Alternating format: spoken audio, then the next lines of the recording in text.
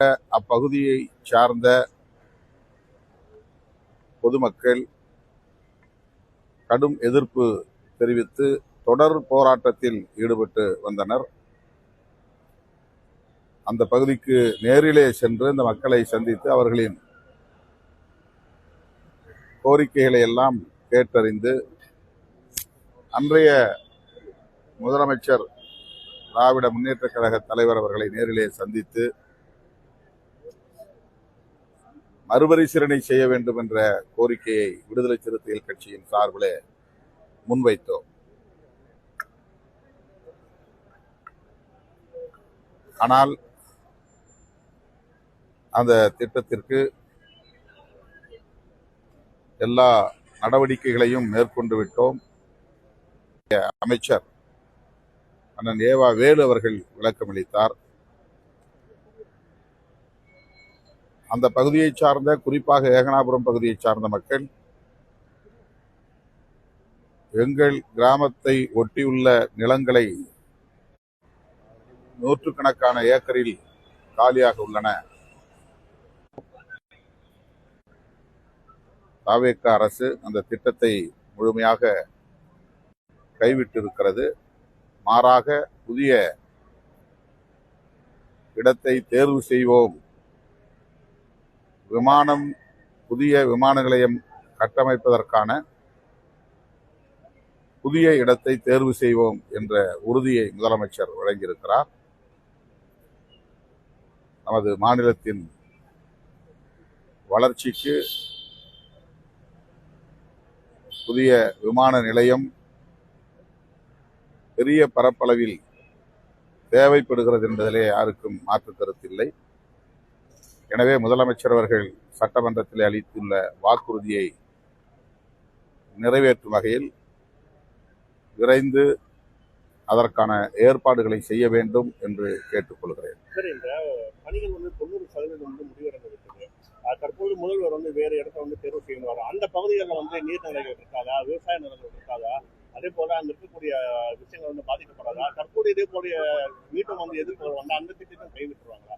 ஒரு விஷயங்கள் முடிவடை நிலையில ரத்து பண்ணிட்டு மீண்டும் ஒரு இடம் தேர்வு செய்வது என்று, அதாவது எந்த புதிய திட்டங்களை கொண்டு வந்தாலும் கூட, வளர்ச்சி திட்டங்களை கொண்டு வந்தாலும் கூட, நிலங்களை கையகப்படுத்துகிற போது அந்த பகுதியை சார்ந்த பொதுமக்களுடைய கருத்தை அறிய வேண்டும், அவர்களின் இசைவை பெற வேண்டும் என்றும் சட்டத்தில் இடம் இருக்கிறது. ரயில்வே துறைக்கு நிலம் எடுப்பதாக இருந்தாலும், விமான நிலையம் கட்டுவதற்கு நிலம் எடுப்பதாக இருந்தாலும், புதிய துறைமுகங்களை கட்டுவதற்கு நிலங்களை கையகப்படுத்தினாலும், அந்த பகுதியை சார்ந்த மக்களின் கருத்தை அறிய வேண்டும் என்பது சட்டத்தில் உள்ள ஒரு பகுதி. அந்த அடிப்படையிலே ஏகனாபுரம் உள்ளிட்ட அந்த பகுதியை சார்ந்த பொதுமக்கள் தங்களின் விளைநிலங்கள் பறிபோவதை எதிர்த்து தொடர் போராட்டத்தில் ஈடுபட்டதை நாம் அறிவோம். ஆகவே மக்களின் உணர்வுகளை மதிக்க வேண்டும் என்பது சட்டத்திலும் இருக்கிறது என்பதை நாம் நினைவில் கொள்ள வேண்டும். புதிய இடங்களை தேர்வு செய்கிற போதும் மக்கள் கருத்தறிய வேண்டிய தேவை இருக்கிறது. காடுகளை அழிக்க வேண்டிய தேவையும் இருக்கிறது.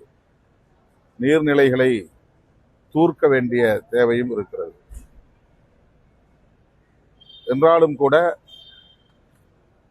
விமான நிலையம், துறைமுகம், ரயில் நிலையம் போன்ற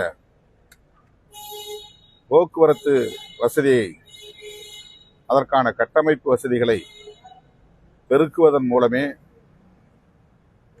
மாநிலத்தின் அல்லது தேசத்தின்